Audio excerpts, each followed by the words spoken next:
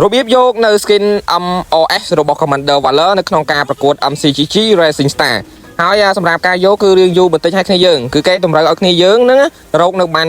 MOS ហ្នឹងរហូតទៅដល់500ឯណោះគ្នាយើង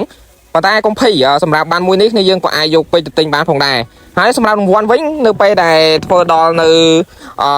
level 100យើងទទួលបាន Commander Valor level 200យើងទទួលបាននៅ Emote Valor នៅ level 300យើងនឹងទទួលបាន Commander Valor ដដែលនិង level 400យើងនឹងបាននៅ Avatar Border ឬក៏សុំចំនួន1ហើយនៅ level 500យើងនឹងបាននៅ Skin Valor MOS ដាច់តែម្ដង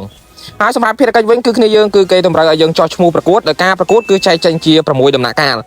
ដំណាក់កាលទី1គឺចាប់ពីថ្ងៃទី29ខែ5ដល់ថ្ងៃទី4ខែ6ដំណាក់កាលទី2ពីថ្ងៃទី5ខែ6ដល់ថ្ងៃទី11ខែ6សម្រាប់ដំណាក់កាលទី3ពីថ្ងៃទី12ខែ6ដល់ថ្ងៃទី18ខែ6សម្រាប់ដំណាក់កាលទី4ពីថ្ងៃទី19ខែ6ដល់ថ្ងៃទី22ខែ6ហើយដំណាក់កាលទី5ពីថ្ងៃទី23ខែ6ដល់ថ្ងៃទី29ខែ6និងដំណាក់កាលចុងក្រោយទី6ពីថ្ងៃទី30ខែ6ដល់ថ្ងៃទី5ខែ7ហើយសម្រាប់ភារកិច្ចដំណាក់កាលទី1គឺ admin បានធ្វើរួចហើយគ្នាយើងគឺគ្នាយើងគ្រាន់តែបើកចូលលេងឬក៏ share ឬក៏ធ្វើការចែករំលែកក៏ដូចជាហៅមិត្តភ័ក្តិរបស់គ្នាយើងមកលេងនៅក្នុងវគ្គនេះនឹងបញ្ចប់ការប្រកួតមួយប្រកួតនៅក្នុងវគ្គជម្រុះ Racing Star មួយនេះទៅគ្នាយើងគឺបានហើយមកដល់ពេលនេះគឺ admin បានចំនួនសរុបគឺ70 MOS នេះបាន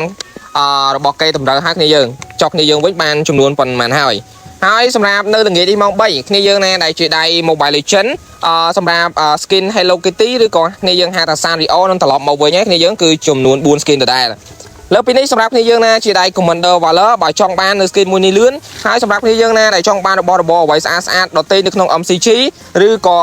Magic Gogo មួយនេះគ្នាយើងក៏អាចធ្វើការ top up បានដែរគឺតាមរយៈ website របស់ admin ផ្ទាល់ដែលមានឈ្មោះថា Thon Game Store ឬក៏គ្នាយើងអត់ចង់ដាក់ឬក៏ខ្ជិលដាក់អត់ចេះដាក់ក៏គ្នាយើងអាចឆាតមកកាន់ admin ផ្ទាល់ក៏បានដែរហើយសម្រាប់វីដេអូនេះគឺសូមបញ្ចប់តែប៉ុណ្ណេះជួបគ្នាជាមួយនឹង admin នៅវីដេអូក្រោយជាបន្តទៅទៀត